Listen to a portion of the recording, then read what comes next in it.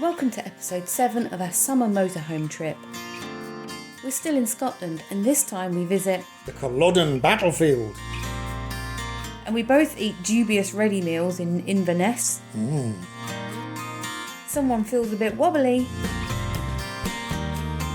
And then we travel down to Loch Ness. But first we've got to travel 35 miles north to visit Culloden.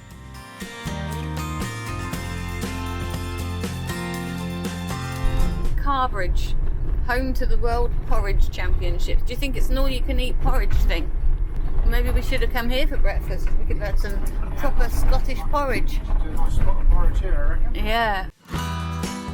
We all love a 20-mile-per-hour limit on a deserted street. Deserted road, no traffic, no pedestrians, no schools, no children. Yeah. Oh, here we go, there's a school coming up here. But it's Sunday and it's also August, so... Oh wait, there's a pedestrian down here, a long way off. I mean, honestly, they could do it like, you know, like they do with the school signs. They flash when they want you to do 20. Well, 20 mile an hour when flashing, it's not sensible. Yeah. Perfectly sensible. Yeah, and then like if it's a busy tourist day, you can slow the traffic down. Variable speed limits, that would work. Rant over.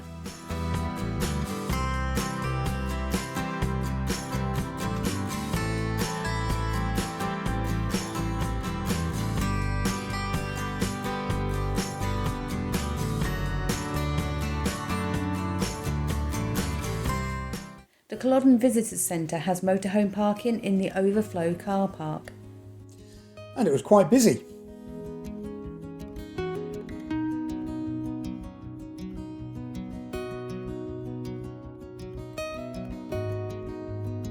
The Culloden Battlefield is well preserved and free to explore, but there's also an impressive paid-for museum. The museum has lots of information boards giving all of the history of the Jacobite Rising.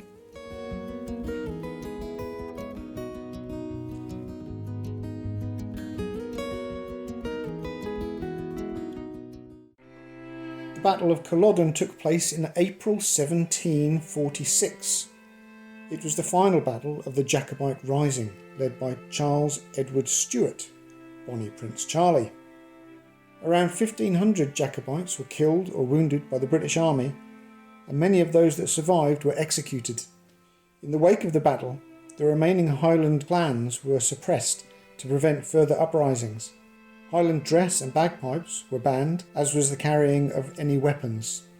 Such a huge loss of men and identity was a terrible loss for Scotland. These are the clan stones, placed here in memory of all the lost kinsmen.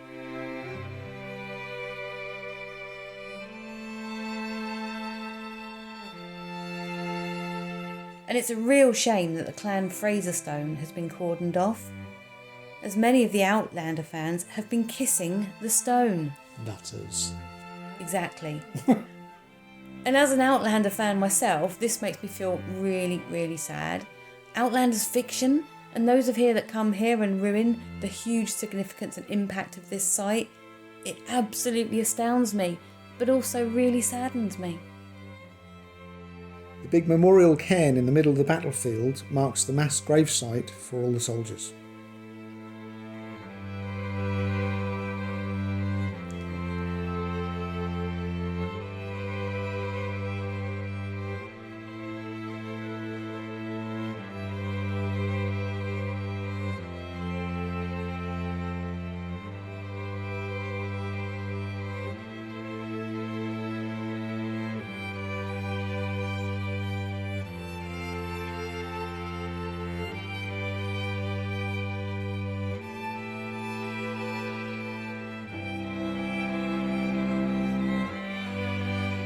This little cottage on the battlefield was thought to have been present during the battle, and some of the injured were tended there.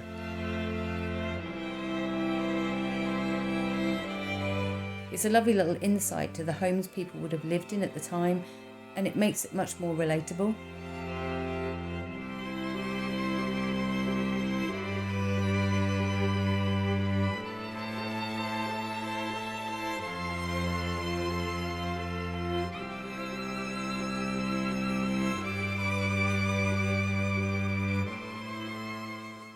We drove a few more miles to Inverness, planning to stay the night at Culloden Park and Ride.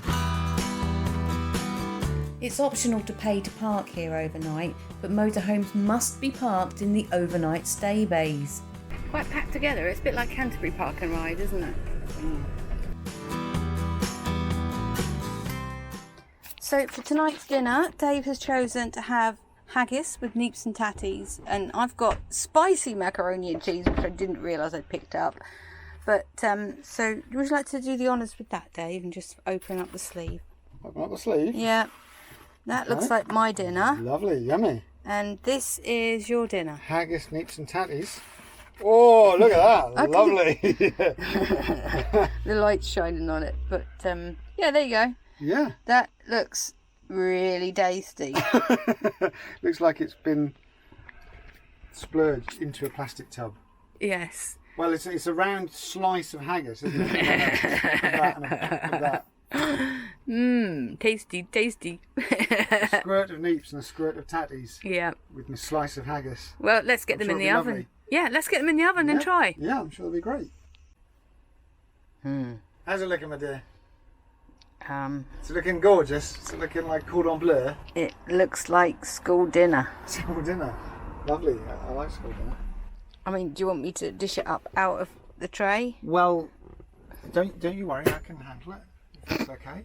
I will just sort of fluff it a bit. I mean, that's not going to fill you up either, is it? That's tiny. Well, it might expand as I fluff it. It looks marginally better now that you fluffed it. Yeah, it does look better already. Lovely bit of haggis. Great. Good, We've got, whilst we're doing this, we've got a van that wants to now fit in the space next to us.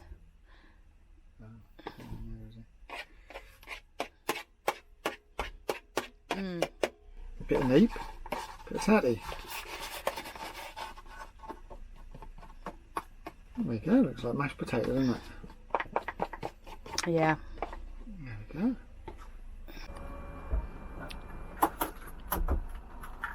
You are supposed to only park in the bays that say OSB, but we're now rammed in, just like we were when we were in Canterbury Park and Ride.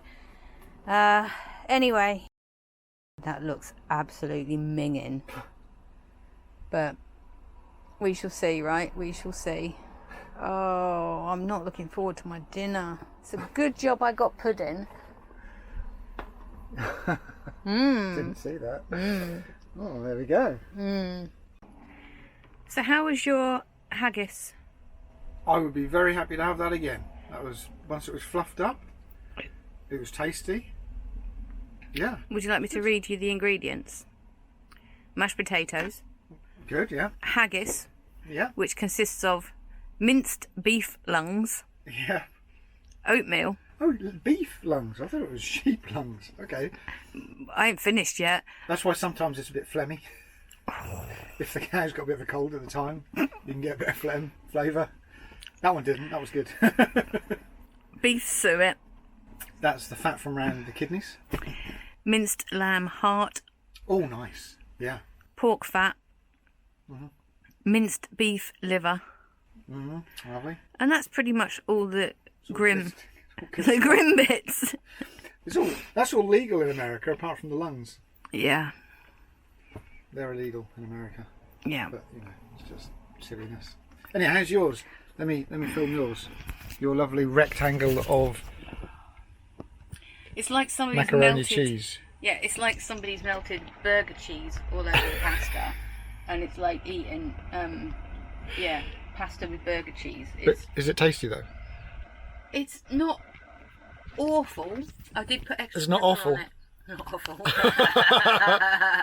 Yeah, I did put a bit of extra pepper on it, but yeah, it's not going to fill me up. So I shall finish this and. Do you think you've got higher standards than me? Absolutely. It would appear to be the case. So I know this car park is free, but you're only supposed to stay overnight in the bays marked OSB, and yet lots of motorhomes are coming up and parking very closely and opening their windows and things next to our van, and they're not in the OSB bays. So Yeah, but I'm a stickler for the rules. We all know that. I don't like breaking rules. And, yeah, he's laughing at me. It just irritates me that people don't follow the rules. That's all. You know, it says on the board over there, overnight stay bays, and you've got to leave 4 metres between the vans. That's what it says on the board. We're parked in an OSB bay.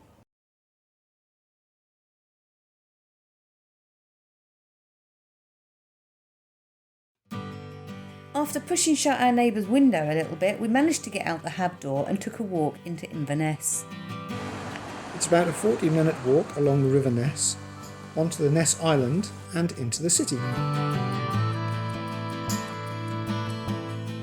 I think it's Loch Nessy.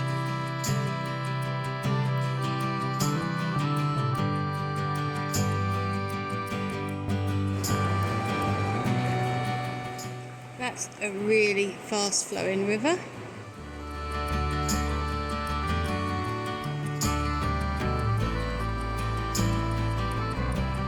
It's really rainy though. It's a little bit miserable.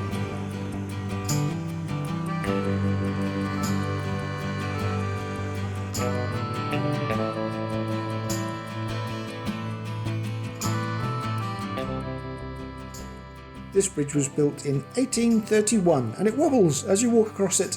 You really enjoyed making it wobble for me, didn't you?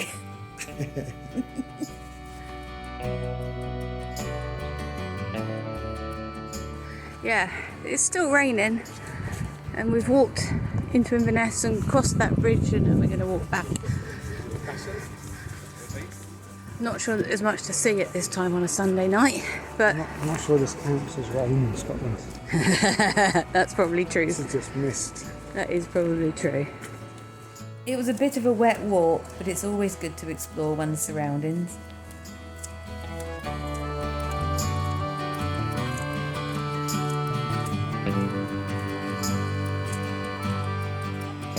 We were stood up there on the island earlier.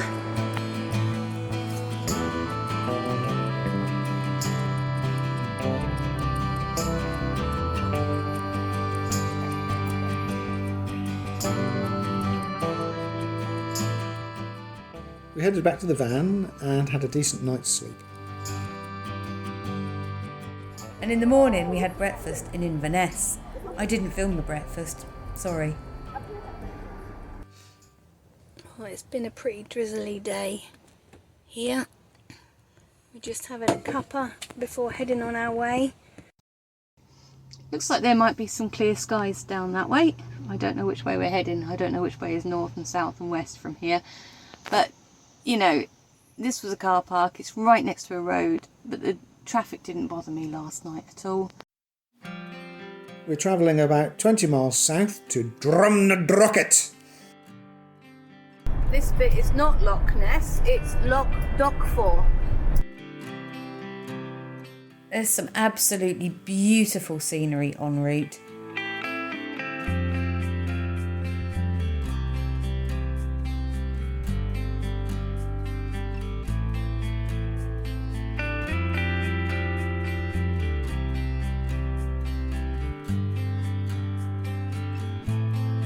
And there's lots of places to pull in if you want to stop and enjoy the view.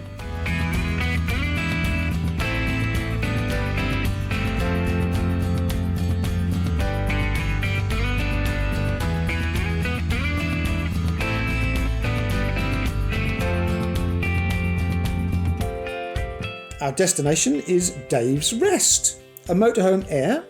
It costs £10 a night and has waste and water included.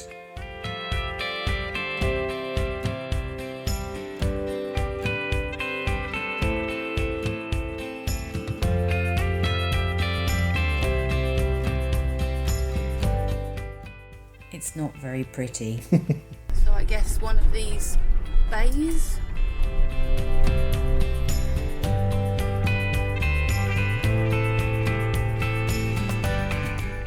To check in, you have to get an envelope from the big red bus, fill in your details and pop your money in the envelope and then put the whole envelope in the house at the entrance. It is clearly signposted, but it is a bit of a walk. Time for a visit to Urquhart Castle.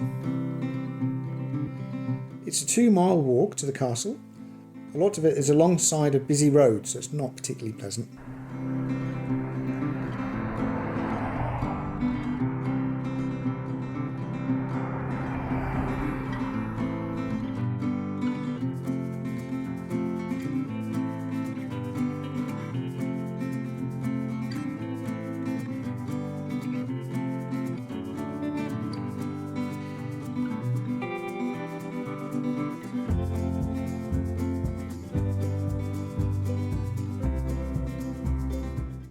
Set on the shore of Loch Ness, Urquhart Castle has been a significant site since the 6th century, but the castle as it currently stands was built in the 13th century. Oh, it was so busy. There were people absolutely everywhere.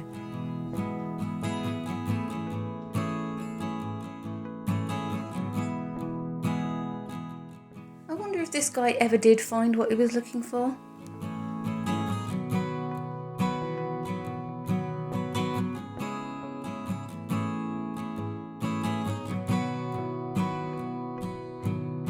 The castle was blown up in 1692 by the Covenanter army to stop the Jacobites using it.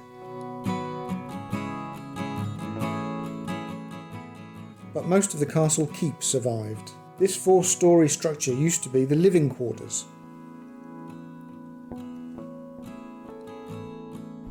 Oh, there's no one here. How wonderful. Whew.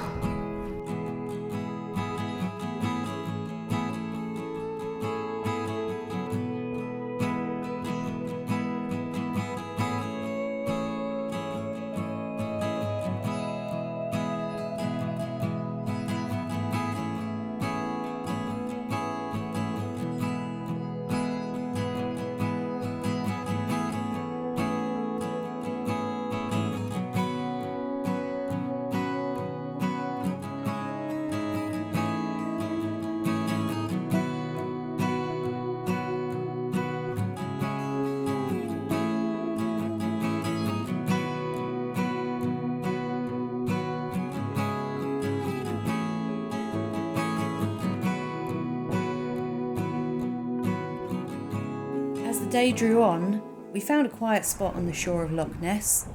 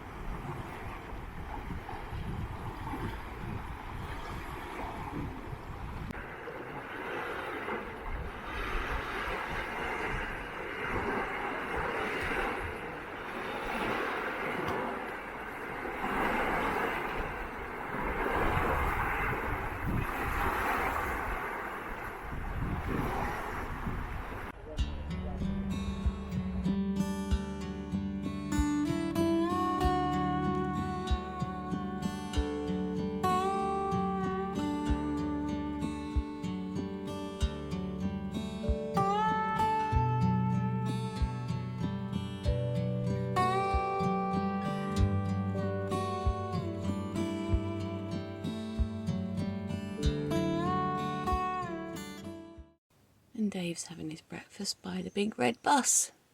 It's not particularly scenic, but it's a lovely day out there today.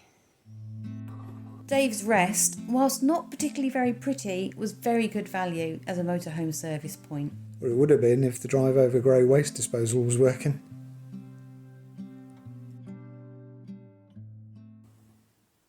So I'm feeling a little bit stiff and uncomfortable and this morning after all that walking yesterday.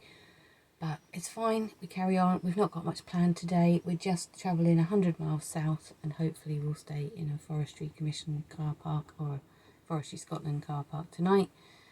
All that's left to do is we've got to clean up the van, get showered, get washed and do all the waste in the water and then we can be on our way.